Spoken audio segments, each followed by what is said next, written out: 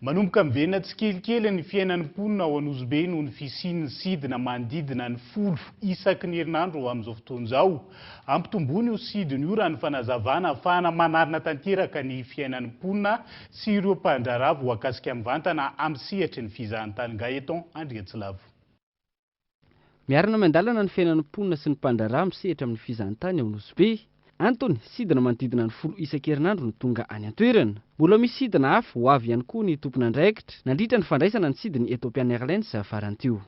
Raha fehezina ilay izy dia hoe rehefa misy fitaterana mirindra sy mizotra tsara hoe tonga eto Anosibe mandeha ho azy ny fizahan-tany dia tonga tsikelikely manampy an'izay raha bangona tokana zao misy eo amin'ny sidina 10 isan-kerinandro zao ny avy any ivelany tonga eto Anosibe.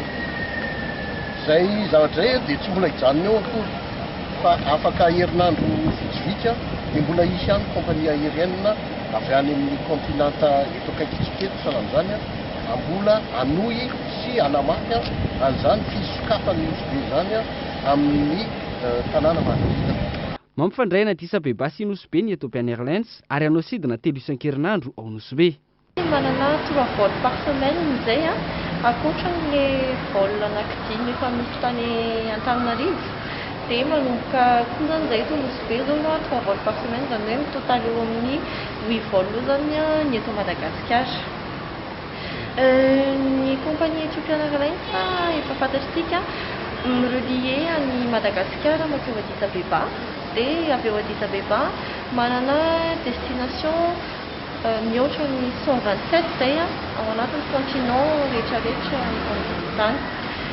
Dont ny 62 destination eto mirelier any Madagasikara sy ny Afrika.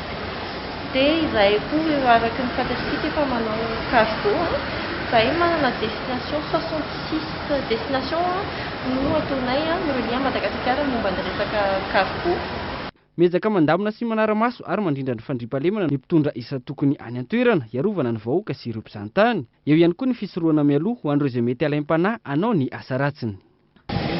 Tena moa zany amin'ny mahatokana Anosibe efa mba nanaonao sondage ihany fa tena efa hita fa dia tena misy antraikany fa miova ny fiainan'ny Anosibe amin'izay lasitava ny sokafana izay aéroport eto Anosibe izay ka dia ny irariana ny fitohizana izay sy indrindrindrindra moa zany tsy maintsy fehezana mbola be foana ny sécurité ho anatin'izany satria tsy misy mihitsy fanosoana ny fizahan-tany, tsy misy mihitsy ny fanosoana raha tsy voafehy tsara izay fandriampahalemana izay fa miezaka eo anivon'ny OMC.